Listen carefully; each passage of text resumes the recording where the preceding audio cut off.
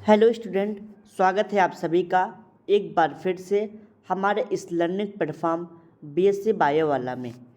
Student, आज इस lecture में मैं आपको रबर एल्डिंग प्लांट के बारे में बताने वाला हूं कि ऐसे कौन से प्लांट हैं जिनसे हमें रबर प्राप्त होता है। ठीक, उससे पहले हम आपको बताएंगे कि रबर क्या होता है। पहले हम लोग कॉन्सेप्ट समझेंगे रबर का, फिर रबर एल्डिंग प्लांट यानी कि एक किसी प्लांट के बारे में समझेंगे जिनसे हमें रबर प्राप्त होता है। ठीक, तो रबर क्या होता है पहले वो हम लोग समझते हैं। देखिए, जो रबर होता है यह प्लांट से प्राप्त किया जाता है। ठीक, यानी कि जो रबर होता है आपका, जितने भी डिफरेंट टाइप के मार्केट में अवेलेबल होते हैं रबर, वो किससे प्राप्त होता है? प्लांट से। वो प्लांट हो सकता है कि इफोर्बिएसी फैमिली का हो, स्टेरेसी फैमिली का हो सकता है, स्क्लेपियारिएसी फैमिली का हो सकता है, लेकिन डिफरेंट फैमिलियों के प्लांट से रबर प्राप्त किया जाता है। ठीक, और जो रबर होता है वो आपका हाइड्रोकार्बन होता है। हाइड्रोकार्बन का मतलब उसमें हाइड्रोजन और कार्बन के कंपाउंड ज़्यादा मात्रा में प्रेजेंट होते हैं। ठीक, और उसके साथ साथ रेजिन, गम और कुछ अदर सब्सटेंस होते हैं जिनसे मिलके रबर बना होता है। ठीक, तो रबर क्या है? Rubber is a mixture of resin, gum, hydrocarbons and other substance secreted by certain plant. यानी कि जो आपका रबर होता है, मैंने बताया कि ये प्लांट से पाया जाता है। अब ये तो नहीं कि प्लांट में वो क्या कहते हैं कि प्लांट में डायरेक्ट वो फ्रूट या फिर फ्लावर के माध्यम से ग्रो करता नहीं। ये एक मिल्की लेटेक्स होता है, यानी कि ये वैक्स के रूप में दिखाई पड़ते हैं, जिसको हम लोग एक्यूमुलेट करते हैं, फिर उससे रबर का फॉर्मेशन करते हैं। ठीक, तो पहले अभी इतना समझिए कि रबर होता क्या है।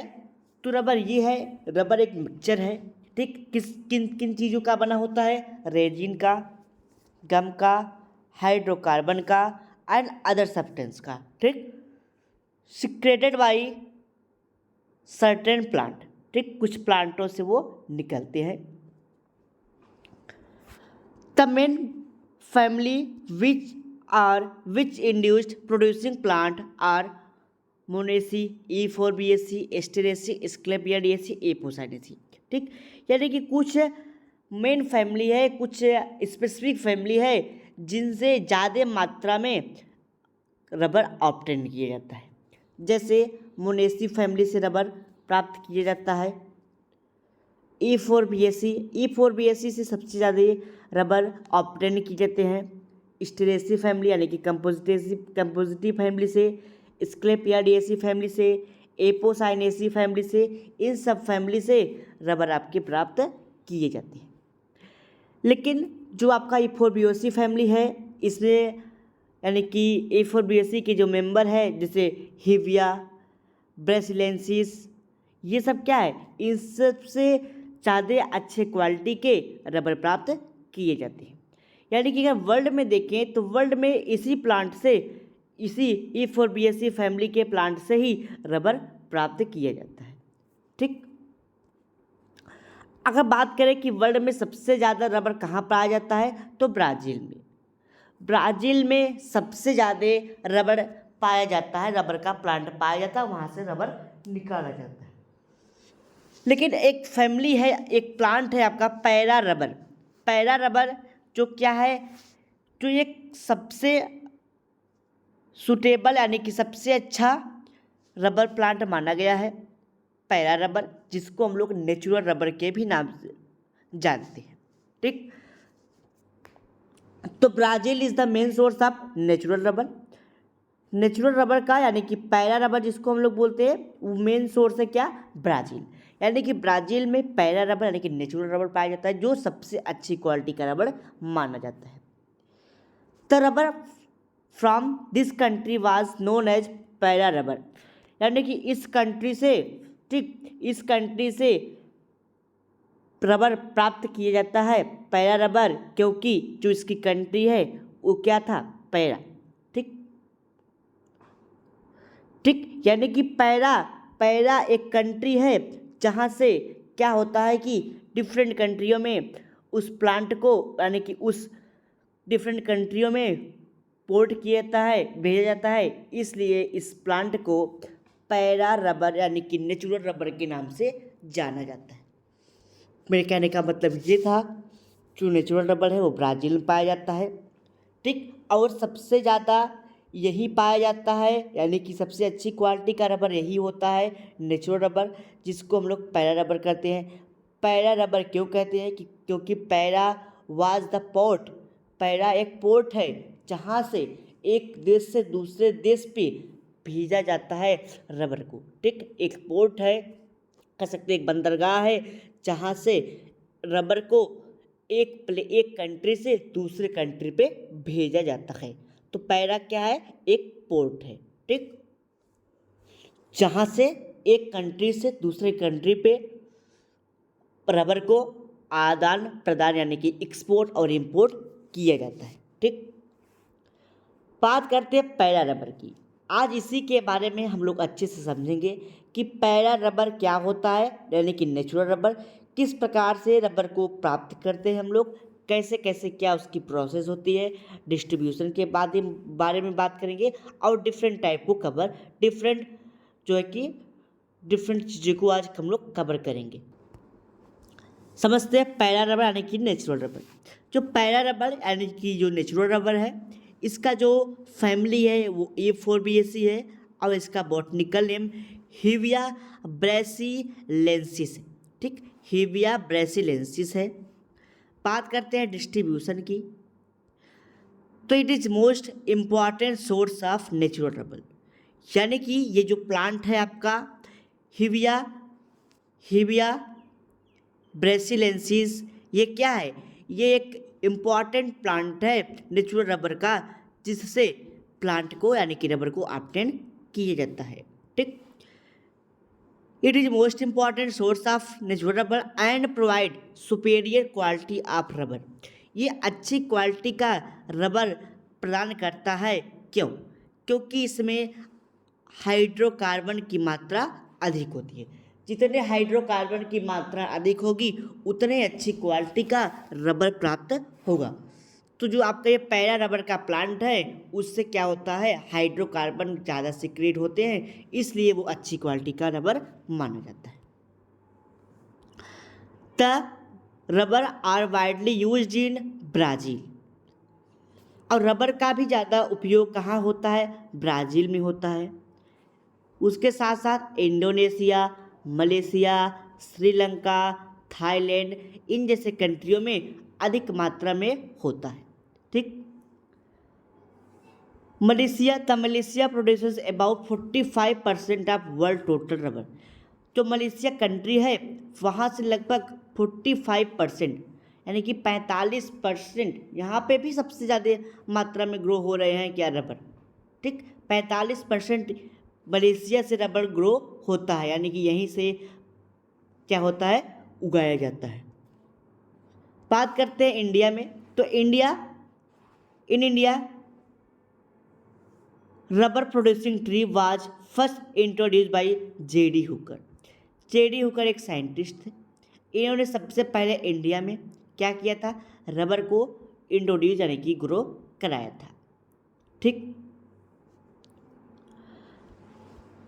About 94% of Indian rubber production comes from कट्टगम, ठीक, कट्टगम एक डिस्ट्रिक्ट है, ठीक, कट्टगम एक स्टेट है, उसका एक डिस्ट्रिक्ट है क्वाइलवान, उससे यानी कि ये केरला के प्रदेशों से ये ज़्यादा मात्रा में, यानी कि इंडिया में अगर बात करें तो केरला के प्रदेशों से प्राप्त किया जाता है। केरला में कहाँ, तमिलनाडु, कर्नाटक, आंध्र प्रदेश, ठीक, अंडमान निकोबार, आइसलैंड, इन सब प्रदेशों से, इन सब स्थानों से क्या किया जाता है, रबर को प्राप्त किया जाता है। अब बात करते हैं कल्टीवेशन की, कि किस प्रकार से प्लांट को, अभी तक हमने बात ये किया कि कहाँ पे प्लांट पाया जाता है, इसका नेटिव प्लेस का है, वो सब सारी चीज़ें हमने समझी। अब हम समझेंगे किस प्रकार से प्लांट को ग्रो कराया जाता है। कल्टीवेशन की बात करते हैं तो जो आपका ये प्लांट होता है रबर का जो प्लांट होता है ये सीड के माध्यम से या फिर आप स्टेम के माध्यम से भी ग्रो करा सकते हैं। यानी कि आप इसके सीड को जर्मिनेट करा सकते हैं, ठीक, या फिर आप इसके स्टेम के पार्ट से इसको जर्मिनेट करा सकते हैं। ये अगर बात करें तो लोमी सॉइल पे काफ़ी अच्छी मात्रा में काफ़ी अच्छे से ग्रो करते हैं लोमी सॉइल में, ठीक। उस लोमी सॉइल में अगर टेम्परेचर 24 से 35 यानी कि 35 तक 24 से 35 डिग्री सेंटीग्रेड रखा जाता है तो वह सॉइल और वह टेम्परेचर उसके लिए सूटेबल माना गया है, ठीक। यानी कि आप रबर के प्लांट को सीड के माध्यम से या फिर स्टेम कटिंग के माध्यम से ग्रो करा सकते हैं। इसको ग्रो कराने के लिए एक अच्छी सॉइल की रिक्वायरमेंट होती है, वो सॉइल होती है लोमी सॉइल, ठीक, जिसमें टेम्परेचर 24 से 35 डिग्री सेंटीग्रेड मानी गई है, ठीक। और ये प्लांट को ग्रो करा दिए आप, ठीक, अच्छी क्वालिटी के खेत बना के, यानी कि आप अच्छा सा एक फील्ड बना लिए, उसमें आपने टेम्परेचर मेंटेन कर दिया, सॉइल भी अच्छी है आपका। उसके बाद आपने स्टेम या फिर सीड के माध्यम से उसको ग्रो करा दिया। जब ये प्लांट 6 से 7 वर्ष पुराना होगा, यानी कि आफ्टर प्लांटेशन के बाद या फिर सोइंग के बाद जब ये प्लांट 6 से 7 वर्ष का होगा तब इसमें लेटेक्स निकलेगा। यानी कि प्लांट से एक लेटेक्स निकलता है, ठीक, लेटेक्स निकलता है जिससे क्या होता है, रबर का फॉर्मेशन होता है, ठीक। 6 से 7 वर्ष का जब प्लांट हो जाएगा यहाँ से लेटेक्स का फॉर्मेशन स्टार्ट हो जाएगा, ठीक। और जैसे और ये पुराना होगा, यानी कि 10 से 12 वर्ष का होगा तो इसमें ज़्यादा मात्रा में लेटेक्स का फॉर्मेशन हो जाएगा और वही लेटेक्स ही रबर का फॉर्मेशन करेगा। तो वही लेटेक्स क्या है, हमारे लिए कमर्शियल इम्पोर्टेंट पार्ट माना गया है, ठीक। यानी कि जब ये प्लांट सोइंग यानी कि प्रोपगेशन के बाद 6 से 7 वर्ष का होगा, इसमें लेटेक्स का फॉर्मेशन स्टार्ट हो जाएगा। लेटेक्स का फॉर्मेशन 6 से 7 वर्ष में स्टार्ट होगा, बट वहाँ पे कम होगा। जैसे ये 10 से 12 साल का होगा तो इसमें ज़्यादा मात्रा में क्या होगा, लेटेक्स का फॉर्मेशन होगा। कब तक होगा, 25 से 30 साल तक। जब प्लांट 25 से 30 साल का हो जाएगा तब तक इसमें काफ़ी अच्छी मात्रा में लेटेक्स का फॉर्मेशन होता रहेगा, ठीक। तो कमर्शियली इम्पॉर्टेंट पार्ट आपका लेटेक्स होता है। तो कल्टीवेशन में क्या है, सबसे पहले ये समझिए, इसको सीड के माध्यम से ग्रो कराया जाता है या फिर स्टेम के माध्यम से। अच्छी सॉइल होनी चाहिए, लोमी सॉइल होनी चाहिए, टेम्परेचर अच्छा होना चाहिए, यानी कि 24 से 35 सेंटीग्रेड टेम्परेचर होना चाहिए। और इसको, ठीक, और एक मेन पॉइंट, पहले तो इतनी बात हो गई कि टेम्परेचर और सॉइल की बात। जब आपने प्लांट को लगाया, प्लांट से आपको रबर को प्राप्त करना है। प्लांट किस लिए लगाया आपने, रबर को प्राप्त करने के लिए। तो रबर का प्लांट जब आपका 6 से 7 वर्ष का 6 से 7 वर्ष का होगा तब इससे रबर प्राप्त होगा। लेकिन रबर कैसे प्राप्त होगा पहले वो समझिए। सपोज करिए ये आपका प्लांट है, ठीक, ये प्लांट है और इसकी मोटाई समझ लीजिए कि 2 से 3 मीटर है, ठीक, प्लांट 2 से 3 मीटर का है, यानी कि हो सकता है कि 2 फीट का हो उसकी चौड़ाई या फिर 3 फीट की भी हो सकती है उसकी लंबाई, गोलाई इसकी चौड़ाई, ठीक, वेट जिसको बोल सकते हैं। तो मोटी मोटी बात आप ये समझिए भी कि जो आपका प्लांट है अगर वो 6 से 7 वर्ष का हो जाएगा तो उसमें लेटेक्स का फॉर्मेशन होने लगेगा। लेटेक्स का फॉर्मेशन 10 से 12 वर्ष में और अधिक हो जाएगा और तब से लेकर 25 से 30 साल तक ये प्रोसेस होती रहेगी, यानी कि मिल्की लेटेक्स का फॉर्मेशन होता रहेगा। अब मान लीजिए फॉर्मेशन तो हो गया लेटेक्स का, अब लेटेक्स को कैसे ऑब्टेन करेंगे पहले वो समझिए। प्रिपरेशन ऑफ रबर, कैसे रबर को प्राप्त करेंगे, ठीक, उसके बाद कैसे उसकी प्रोसेसिंग करेंगे, फिर उसका क्या यूज होगा, क्या उसमें क्या प्रॉपर्टीज़ होगी, उसके बारे में हम लोग समझते हैं, ठीक। देखिए अब सपोज करिए मान लीजिए प्लांट है वो क्या कर रहा है, उसमें लेटेक्स का फॉर्मेशन हो रहा है। लेटेक्स का फॉर्मेशन हो रहा है तो लेटेक्स को हमको प्राप्त करना होगा। तो लेटेक्स को कैसे हम लोग निकालेंगे प्लांट से, उसको आप लोग समझिए।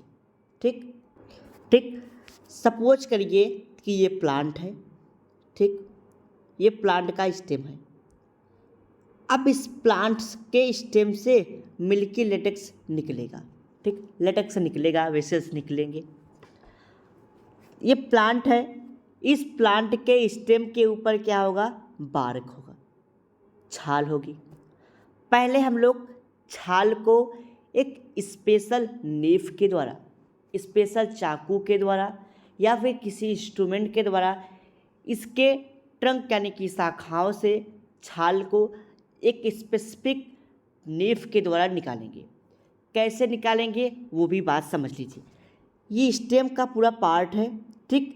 अब इसमें हम लोग एक तरफ, सपोज कि ये प्लांट का एक तरफ दिखाई पड़ रहा है, पीछे की तरफ छूटा हुआ है, पीछे की तरफ दिखाई नहीं पड़ रहा है।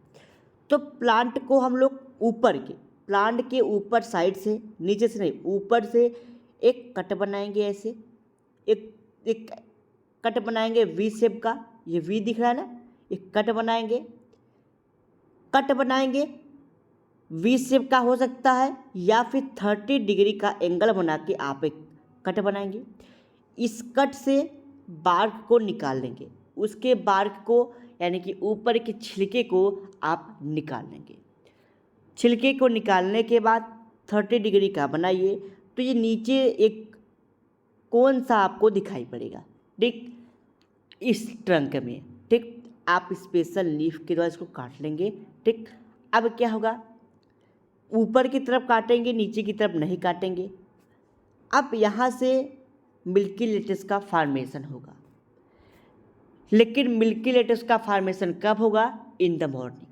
आप मॉर्निंग के टाइम में, सुबह के टाइम में इस प्रकार का फॉर्मेशन करेंगे, ठीक। तो आपको करना क्या है, सबसे पहले जब प्लांट आपका 10 से 12 वर्ष का हो जाए, लगे कि आप इसमें जो है कि लेटेक्स का फॉर्मेशन होने लगा है, तब आप बार्क के छिलके को ऊपर से 30 डिग्री का एंगल बना करके एक ऐसे कट लगाएंगे स्पेशल चाकू के द्वारा। अब एक किसी स्पेशल चाकू के द्वारा आपने एक साइड, ठीक, एक साइड फ्रंट की तरफ आपने कट लगा दिया। अब क्या होगा, यहाँ से आपका इतने चारों तरफ से मिल्की लेटेक्स का फॉर्मेशन होगा, जहाँ से आपने बार्क को हटा दिया। इस बार्क को जब आप हटाएंगे तो यहाँ से मिल्की लेटेक्स का फॉर्मेशन होगा। अब ये मिल्की लेटेक्स का फॉर्मेशन होगा तो एक आप स्पेशल टाइप का जो है कि कह सकते हैं आपकी चेम्बर लगा देंगे यहाँ पे, ठीक, पनारी या फिर नाली लगा देंगे, जिससे एक रो में, एक कतार में क्या हो, मिल्की लेटेक्स निकले और नीचे आप किसी कंटेनर में इसको एक्यूमुलेट कर लेंगे। यानी कि आप ऐसे कट करे हैं तो यहाँ पे सब जाके एक्यूमुलेट हो जाएगा और इस कंटेनर में आके शिफ्ट हो जाएगा, ठीक, भर जाएगा। तो यही करना है प्रोसेस। कब करेंगे आप, मॉर्निंग टाइम में यानी कि सुबह में, एक इंटरवल पे करना होगा। यानी कि आज अगर आपने यहाँ पे सुबह कट लगा दिया तो लगभग 3 से 4 घंटे इस पर मिल्की लेटेक्स का फॉर्मेशन होगा। फिर सेकेंड मॉर्निंग आपको उसके ठीक नीचे से कट लगाना है और फिर ऐसे मिल्की लेटेक्स को प्राप्त करना है। ऐसे प्रोसेस आप करते करते जब आप एकदम नीचे यानी कि बेसल फ्रीजन पे पहुंच जाएंगे, तब तक ये प्रोसेस होती रहेगी, यानी कि एक साइड। उसके बाद जब यहाँ पे मिल्की लेटेक्स आप वन साइड से निकाल लेंगे, तब फिर उसके अपोजिट साइड जाएंगे, उसके पीछे जाएंगे, यानी कि इस स्टेम के ठीक पीछे, वहाँ पे भी यही प्रोसेस किया जाएगा। तो इस प्रकार से आपका रबर निकाला जाता है। इसी को हम लोग टैपिंग कहते हैं, ठीक। यानी कि टॉप से एकदम प्लांट के टॉप से ऊपर से काट करके, उसको काट करके किसी स्पेशल सीजर के द्वारा, किसी स्पेशल नीफ के द्वारा मिल्की लेटेक्स को प्राप्त करेंगे, ठीक। तो यही बात समझते हैं अब हम लोग अपने लैंग्वेज के माध्यम से, ठीक। The latex vessel present in the inner thin bark, जो आपका लेटेक्स होता है वह प्लांट के बार्क के पीछे अंदर रहता है, ठीक। सबसे पहले हम लोग बार्क को हटाएंगे। Which are maximum rubber content several short and downward 30 degree cut are made in the bark of trunk, जो भी हमारी शाखाएं होंगी, मोटी पतली जो भी शाखाएं होंगी, उस पे हम लोग 30 डिग्री का एक एंगल बना के डाउनवर्ड उसको कट करेंगे। ठीक, कट करेंगे क्योंकि वहाँ से उस बार्क से लेटेक्स का फॉर्मेशन होगा। With the help of special leaf, किसी अच्छी या फिर स्पेशल चाकू के द्वारा हम लोग उसको कट करेंगे। Sometime cuts are made in V shape, कभी कभी इस कट को वी शेप्ड भी बनाया जाता है। ठीक, कभी कभी 30 डिग्री का और कभी कभी वी शेप्ड। ठीक, तो वी शेप 30 डिग्री का एंगल बनाया जाएगा। The incisor are made at regular interval, जो हम लोग कट करेंगे किसी एक रेगुलर इंटरवल पे करेंगे, यानी कि जब आपने कट कर दिया वहाँ से सारे लेटेक्स निकल गए, फिर आप एक और कट करेंगे। ठीक, कि ये नहीं होता कि आप सारे कट एक ही दिन कर दीजिए, सारे मिल्क लेटेक्स एक ही दिन प्राप्त कर लीजिए, ये नहीं होता। इसको एक रेगुलर इंटरवल पे करना पड़ता है, क्योंकि उससे अच्छी मात्रा में आपको प्रोडक्शन होता है लेटेक्स का। ठीक, तो वही बात यहाँ पे बताई गई है। The incisor are made at regular interval. ठीक, ओनली वन साइड, आपको ट्रंक के शाखा के एक तरफ ही क्या करना है, वो कट करना है एक टाइम में केवल एक तरफ आपको कट करना है। ठीक, when the tapping has reached up to the ground level, जब आपकी कटिंग ग्राउंड लेवल तक पहुंच जाए, नीचे तक पहुंच जाए, तब आपको अपोजिट साइड या फिर आप कह सकते हैं कि उसके दूसरी तरफ आपको टैपिंग करनी होगी। शाखा के दूसरी तरफ टैपिंग करनी होगी। आगे समझते हैं। After some time new bark generated due to meristematic activity of cambium in tapping region. कुछ टाइम बाद क्या होगा, फिर ऊपर की तरफ क्या होगा, ऊपर की तरफ नए क्या बनेंगे, नए शाखाएं और ग्रो करेंगी।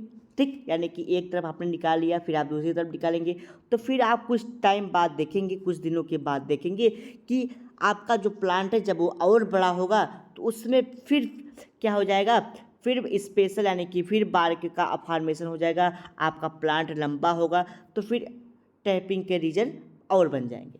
ठीक, आगे समझते हैं हम लोग। ठीक, the tapping are generally made in the morning, जो टैपिंग होती है वो जनरली कब होती है, मॉर्निंग होती है। क्यों, क्योंकि उस टाइम लेटेक्स का फॉर्मेशन और अच्छी मात्रा में होता है। ठीक, because latex flow are more in this time, क्योंकि उस टाइम लेटेक्स ज़्यादा मात्रा में निकलते हैं। क्यों निकल जाता है, क्योंकि हाई डिटर्जेंट प्रेशर, यानी कि उस टाइम और ज़्यादा प्रेशर होती है लेटेक्स के। डिक्रीजेज ग्रेजुअली एंड स्टार, कुछ टाइम तक काफ़ी अच्छे मात्रा में लेटेक्स निकलेगा, फिर उसके बाद रुक जाएगा। कब रुक जाएगा, इन नून, दोपहर के टाइम में, यानी कि मॉर्निंग में आप 3 से 4 घंटे तक ठीक काफ़ी अच्छे मात्रा में लेटेक्स निकलेगा, फिर वो स्टॉप हो जाएगा दोपहर तक होते होते। ठीक, the exudation latex is collected in the earthen pot by placing them just below the cut certain anticoagulant like H2O2 hydroperoxide. कहने का मतलब ये बता रहे हैं कि जहाँ प्लांट निकालेंगे तो आप एक ऐसा, ठीक जैसे ये रहा आपका 30 डिग्री का एंगल बना, तो यहाँ से आप इसको एक्यूमुलेट करके किसी कंटेनर में कलेक्ट कर लेंगे। ठीक, कलेक्ट कर लेंगे। फिर उसके बाद इन्होंने बताया कि इसमें आपको क्या, ठीक, फिर उसके बाद बताया कि इन्होंने आप उसमें कट में जो कट हुआ है वहाँ पे हाइड्रोजन पेरोक्साइड या फिर अमोनिया को ऐड कर देंगे। ठीक, उस पॉट में, उस बर्तन में। ठीक, यानी कि जिस पॉट में, जिस भी बर्तन में आपने लेटेक्स को एक्यूमुलेट किया, इकट्ठा किया है, आप उसमें क्या मिला देंगे, एंटी कोआगुलेंट। यानी एंटी कोआगुलेंट का मतलब उसमें चिपकने न पावे क्या, आपका जो है कि पॉट में वो लेटेक्स, तो उसमें क्या मिलाना है आपको, अमोनिया या फिर आप लोग हाइड्रोजन पेरोक्साइड उसमें मिला देना है, यानी कि ऐड करने का। ठीक, for the checking coagulant latex, क्योंकि वो चिपकने न पाए। The coagulant latex which adhere to the cut is separately collected and it is used for inferior quality of rubber. अब जो आपका ये लेटेक्स मिला है, इससे आप अच्छी क्वालिटी का रबर बना सकते हैं। प्रोसेसिंग समझते हैं। The milky latex extracted from the tree and colloidal emulsion of white color and has 30 to 35 water content. जो आपको ये लेटेक्स मिला है, ठीक, उस लेटेक्स में 30 से 35% वाटर इन्वॉल्व रहता है, ठीक। अब उस वाटर को निकालना है तो क्या करेंगे उसको समझिए। The extraction latex is transferred into large aluminum sieve for removal of impurity in this process। पहले प्रोसेस में क्या करेंगे, एक छलनी लेंगे, स्टील का बना हुआ, एल्युमिनियम का बना हुआ। उसमें अगर कोई इम्प्योरिटी है, लाइक आपने पॉट को लगा दिया, उसमें स्टेम का कोई पार्ट टूट के गिर गया, फ्लावर का कोई पार्ट टूट के गिर गया, कोई इंसेक्ट आके उसमें डेड हो गया, तो सारी इम्प्योरिटी को क्या करेंगे हम लोग, पहले उसको सीव यानी कि छलनी के माध्यम से अलग कर देंगे। यानी कि हो सकता है उसमें बार की हो सकता है, बार का पीस, लीफ, पत्ती हो सकती है, कुछ अलग कुछ और भी इम्प्योरिटीज उसमें देखी जा सकती हैं। पहले हम लोग उसको निकाल देंगे। Second, the pure latex is poured in the large pans and coagulate by adding formic acid and acetic acid. उसके बाद क्या करेंगे, वो जो प्योर आपको लेटेक्स मिला, फिर उसमें कोआगुलेटेड मिलाएंगे, यानी कि उसमें फार्मिक एसिड या फिर एसिटिक एसिड मिलाएंगे, ठीक। थर्ड पॉइंट में क्या करेंगे, the coagulant latex is washed with water. फिर उसको क्या करेंगे हम लोग, वाटर के द्वारा उसको साफ कर देंगे, ठीक, यानी कि उसमें वाटर डालेंगे। वाटर डालने के बाद वो क्या होगा, थोड़ा सा जो रबर होगा आपका वो ऑटोमेटिकली एक रोलर के फॉर्म में हो जाएगा, यानी कि एक रोलर के फॉर्म में हो जाएगा, ठीक। यानी कि वो लगभग 2 से 2.5 से 3 mm का मोटा हो जाएगा। फिर उसको क्या करेंगे, मान लीजिए आपने रबर ले लिया, ठीक, उससे आप इम्प्योरिटीज़ निकाल दिए, इम्प्योरिटीज़ आप निकाल दिए, उसमें आपने जो है कि कुछ केमिकल्स मिला दिए, जैसे मिलाया आपने एसिटिक एसिड और या फिर फार्मिक एसिड। जब आप उसको मिलाएंगे तो वो आपस में चिपक जाएंगे। चिपकने के बाद एक मोटा सा लेयर बना लेंगे, शीट बना लेंगे। अब उसको क्या करना है, अब हम उसको टेम्परेचर देंगे, ठीक, टेम्परेचर देंगे ताकि वो सूख जाए, ठीक। उस पर एक टेम्परेचर देंगे, ठीक, ताकि वो सूख जाए। टेम्परेचर लगभग 50 डिग्री सेंटीग्रेड देंगे, 3 से 4 दिन उसको टेम्परेचर देंगे ताकि वो सूख जाएगा। सूख जाने के बाद एक प्रोसेस होगा वल्कनाइजेशन। इसमें क्या होगा, सीड का फार्मेशन करेंगे, ठीक, सीड का फार्मेशन करेंगे। इस प्रोसेस में क्या होता है, वल्कनाइजेशन प्रोसेस में क्या होता है, जो आपने सीड को प्राप्त किया वो हाई टेम्परेचर पे क्या होंगे, फ्लेक्सिबल होंगे, यानी कि तन्यता होंगे। लेकिन अगर लो टेम्परेचर कर दी जाए वो तो वो क्या हो जाएंगे, ब्रिटल हो जाएंगे, ठीक। तो इसको हम लोग एक अच्छी टेम्परेचर पे रखेंगे, ठीक। उसके बाद क्या होगा, इसमें हम लोग सुटेबल टाइम पे हमेशा इसको केमिकल से ट्रीट करते रहेंगे, क्योंकि अगर आपको इसको इंडस्ट्रियल पे यूज करना है, सेलिंग पे यूज करना है, तो हमेशा आप इसको अच्छे टेम्परेचर पे और डिफरेंट केमिकल से हमेशा ट्रीट करते रहेंगे। The heating of seed rubber undergo presence of sulphur. इसको हीट करने के लिए केमिकल मिलाएंगे। कौन सा केमिकल होगा, जैसे सल्फर हो सकता है, और कुछ केमिकल हो सकते हैं, जैसे सेलेनियम हो गया, नाइट्रो पेरोक्साइड हो गया। इन सब केमिकल्स इसको ट्रीट करेंगे, क्योंकि इससे ट्रीट करने से जो उसकी स्टेबिलिटी होती, तन्यता होगा, जो उसकी मजबूती होगी और भी बढ़ जाएगी। तो इसी प्रोसेस को क्या कहते हैं हम लोग, वल्कनाइजेशन बोलते हैं, ठीक। यानी कि केमिकल से ट्रीट करना, एक सुटेबल टेम्परेचर पर रखना ही क्या कहलाता है, वल्कनाइजेशन कहलाता है। अब बात करते हैं रबर की क्या क्या क्वालिटी होगी, प्रॉपर्टीज ऑफ रबर। तो रबर क्या होंगे, एयर टाइट होंगे, वाटर प्रूफिंग होगा, ठीक, यानी कि हवा से वो हवा उसमें नहीं जाएगी, वाटर प्रूफ होगा, फ्लेक्सिबल होगा, यानी कि उसमें तन्यता के गुण होंगे, ठीक, लंबा होगा, चौड़ा होगा, ठीक। सेकेंड पॉइंट है it is not soluble in water, ये वाटर में सॉल्युबल नहीं होंगे, वाटर में नहीं घुलेंगे, और यदि इसको किसी केमिकल से ट्रीट कर दिया जाए तो उसमें सॉल्युबल हो जाएंगे, उसमें घुल जाएंगे। ठीक, आगे समझते हैं।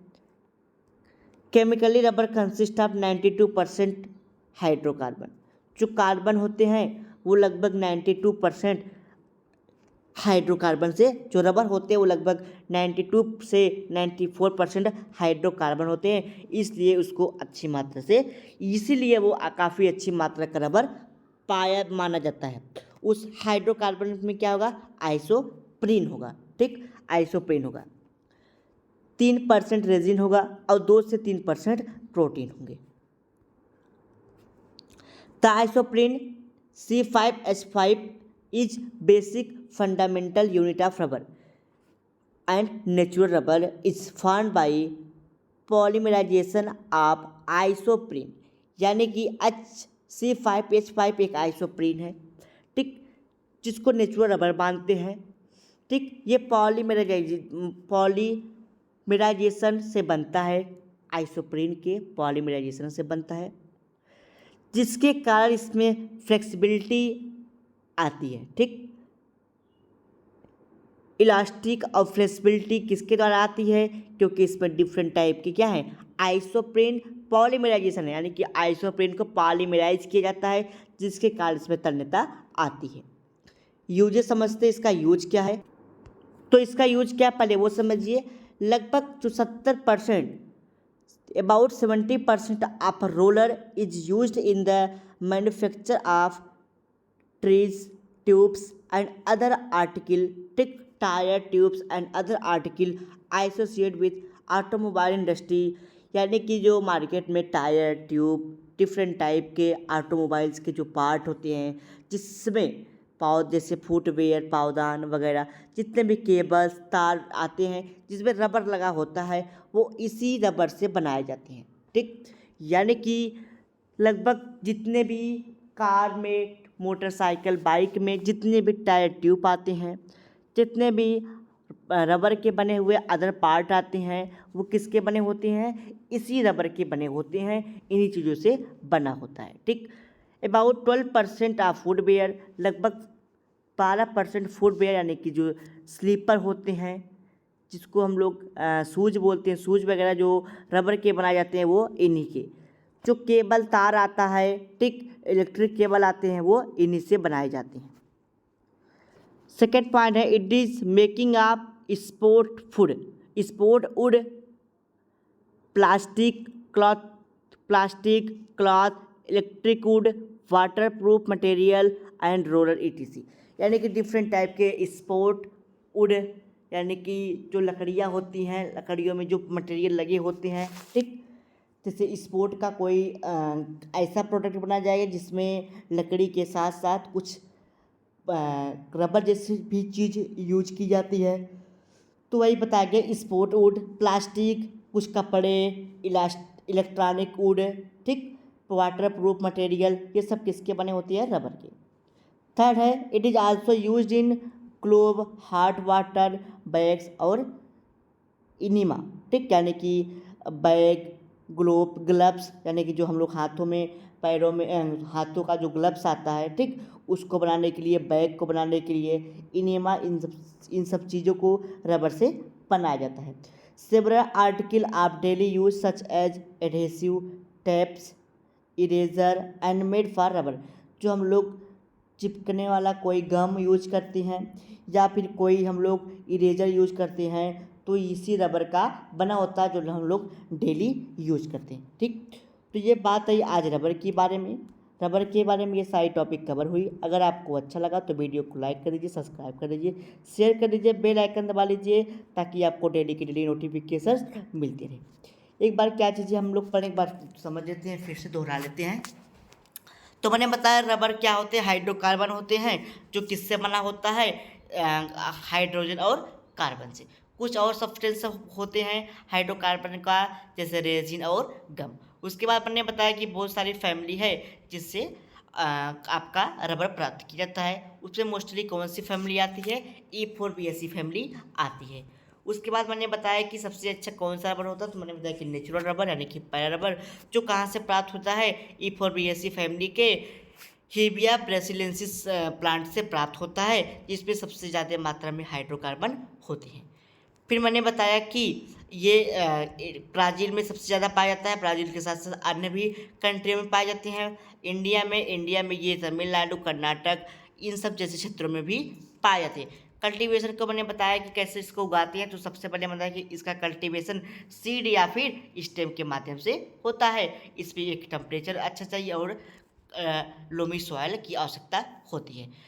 और इसमें रबर का फार्मेशन कब होता है, जब ये 6 से 7 साल का हो जाता है, तब इसमें लेटेक्स का फार्मेशन होने लगता है। और जब ये 10 से 12 साल के हो जाते हैं तो इसमें और भी लेटेक्स का फार्मेशन होने लगता है। फिर मैंने बताया कि इसको टैपिंग करते हैं, यानी कि ऊपर से कट कर देते हैं 30 डिग्री पे, और जो भी चीज़ें निकलती है उसको एक किसी कंटेनर में एकोमोडेट कर लिया जाता है। आगे बताया मैंने प्रोसेसिंग में मैंने बताया कि कैसे कैसे इसको जो है कि जो इस पर इम्प्योरिटी है उसको कैसे प्योर करेंगे, और कैसे केमिकल मिक्स करेंगे जो आगे चिपकने में काम करे, यानी कि पॉट से बर्तन से न चिपके। फिर क्या टेम्परेचर चाहिए, सारी चीज़ें मैंने आपको बताई। फिर उसके प्रॉपर्टीज़ और यूज़ के बारे में आपको बताया। यदि आपके कोई डाउट, कोई क्वेश्चन, कोई क्वेरीज होते हैं तो आप हमसे कमेंट बॉक्स में या फिर हमारे व्हाट्सअप नंबर 9598308044 पे व्हाट्सएप के थ्रू मैसेज करके आप हमसे अपने डाउट, क्वेश्चन, क्वेरीज को पूछ सकते हैं। और अगर आपको पीडीएफ नोट्स की रिक्वायरमेंट है, आवश्यकता है, तो आप हमारे टेलीग्राम चैनल से पीडीएफ को प्राप्त कर सकते हैं। अगर आपको पीडीएफ नहीं मिल पा रहा है तो आप हमसे हमारे व्हाट्सएप नंबर पे बात करके आप पीडीएफ को प्राप्त कर सकते हैं। चलिए मिलते हैं अगले लेक्चर में। अगले लेक्चर में हम लोग अगले टॉपिक को कवर करेंगे।